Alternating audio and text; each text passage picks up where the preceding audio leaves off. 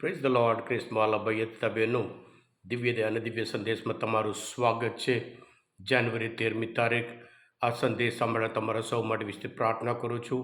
તમારા બાઇબલ લઈ લો, પ્રભુનું વચન સાંભળીએ.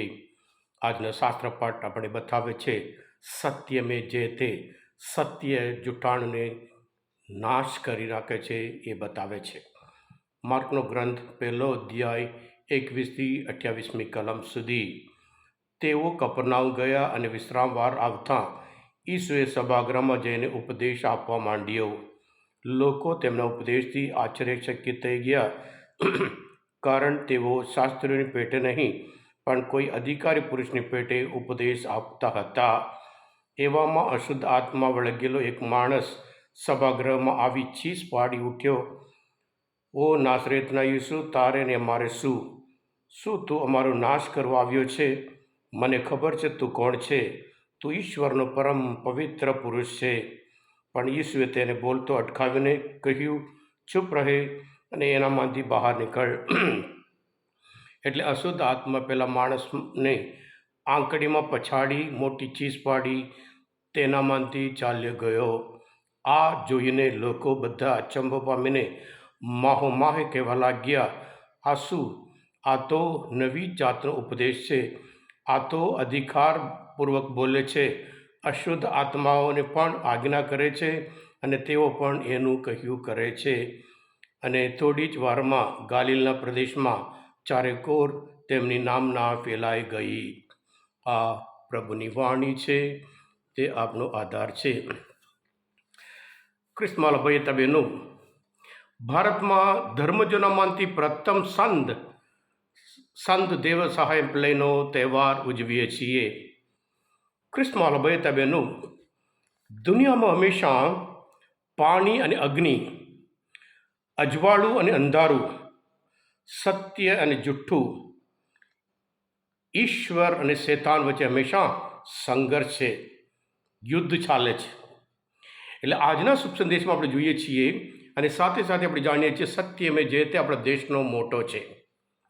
પ્રભુ ઈસુ સભાગૃહમાં જાય છે અને પછી ઉપદેશ આપતા આપતા ત્યાં એક અશુદ્ધ આત્મા વળગેલો માણસ બૂમ પાડે છે, ઓ નાસરેતના ઈસુ, તું કોણ છે? હું ઓળખું છું, અમે ઓળખીએ છીએ, તું અમને નાશ કરવા આવ્યો છે. પ્રભુ ઈસુ એને બોલવા દેતા નથી, ચૂપ કરે છે. ક્રિસ્મવાલા ભાઈ તબેનો, પ્રભુ ઈસુનો અધિકાર લોકોને નવાઈ લાગે છે. આ તો અધિકારી પુરુષ ઈશ્વરનો, જેવી રીતે શાસ્ત્રીઓ અધિકાર બતાવે છે એમની નહીં, પણ આ લોકો અલગ પ્રમાણે જે અધિકાર બતાવે છે અને શૈતાનને જે કહે છે એ પણ એનું કહ્યું કરે છે.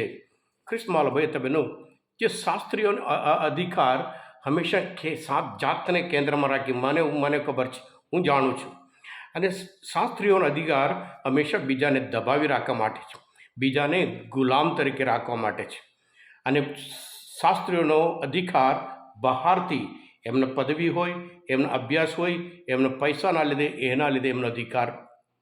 પણ પ્રભુ ઈસુનો અધિકાર હંમેશા બીજાને કેન્દ્રમાં રાખીને, હંમેશા બીજાને ભલું કરવા માટે પ્રભુ ઈસુ વાપરે છે. અને સાથે સાથે બીજાને મુક્ત કરે, શૈતાનની શક્તિમાંથી મુક્ત કરે છે. અને પ્રભુ ઈસુનો જે અધિકાર પોતાના પિતા પરમેશ્વર, તેના જે અનુભવ છે, સંબંધ છે, એમાંથી પિતા પરમેશ્વરનો જે અધિકાર બતાવે છે. સાથે સાથે પ્રભુ ઈસુનો અધિકાર જીવન આપે છે. ક્રિસ્મવાલા ભાઈ બહેનો, દેવ સહાય લઈ એ સત્ય માટે ઊભા હતા, સત્ય માટે ઊભા હતા, મરી જવા તૈયાર, પણ સત્ય તરફ રહેવાથી એ એમનું મરણ, એ પોતાનું જીવન આપવું પડ્યું. પણ એમને પૂરી ખાતરી, જ્યારે સત્ય તરફ રહીએ, સત્ય સાથે રહીએ, એ જીવન આપશે. પ્રભુ ઈસુ ખ્રિસ્ત પોતે એ સત્ય છે.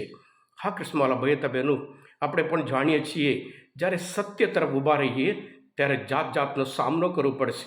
જે અનિષ્ટ શક્તિ હોય એ આપણા વિરોધમાં આવતું હોય છે.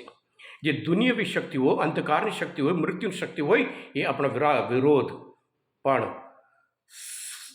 સત્યને જોઈને હંમેશા જે જુઠ્ઠું હોય એને હંમેશા ડર લાગે છે. પ્રભુ ઈસુ ખ્રિસ્ત સત્ય છે, શૈતાન જુઠ્ઠો છે.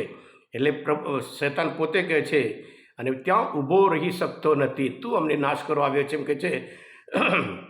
અને પ્રભુ કહે છે ચૂપ રહે, એનામાંથી બહાર નીકળ. એ નીકળી ગયો. હા કૃષ્ણવાલા ભાઈ ત્યાં બહેનો, આજના પહેલા સાત્ર પર હન્ના પણ રડી રડીને પ્રાર્થના કરે છે. પ્રભુના વચન પ્રમાણે પ્રભુ કહે છે મેં તારી પ્રાર્થના સાંભળી છે, મેં તારી વેદના જોઈ છે, મેં તારા આંસુ જોયા છે, હું તારા એક એક આંસુ લૂછી નાખીશ. પ્રભુના વચન જે યશાના ગ્રંથમાં 38 કલમમાં એ પ્રમાણે હન્નાને ઈશ્વર જવાબ આપે છે. અત્યાર સુધી બાળક નહીં, ઈશ્વર એની પ્રાર્થના સાંભળી અને એના આંસુ દૂર કરે છે, એના જીવનમાં આનંદ લાવે છે. હા કૃષ્ણવાલા ભાઈ બહેનો, આજે પણ પ્રભુ ઈસુનો અધિકાર પણ એ પ્રાર્થના દ્વારા આપણે શક્તિ મળે છે, પ્રાર્થના દ્વારા અમને હિંમત મળે છે, પ્રાર્થના દ્વારા આપણને સત્ય મળે છે. જેવી રીતે હન્ના હોય, પ્રભુ ઈસુ હોય, અને એવી રીતે આપણે હંમેશા સત્ય માટે ઊભા રહીએ, સત્ય સાથે ઊભા રહીએ. ભલે અનિષ્ટ શક્તિ આપણા વિરોધમાં હોય, પ્રભુ આપણી સાથે છે.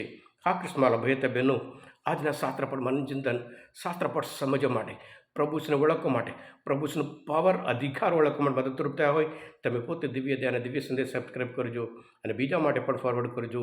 કારણ તમે બધા આશીર્વાદિત છો, અભિષિક્ત છો. પ્રભુ ઈસુ, હું તમારામાં વિશ્વાસ રાખું છું. બોલો દિવ્ય દયાનો જય. God bless you all. Jesus, I trust in you.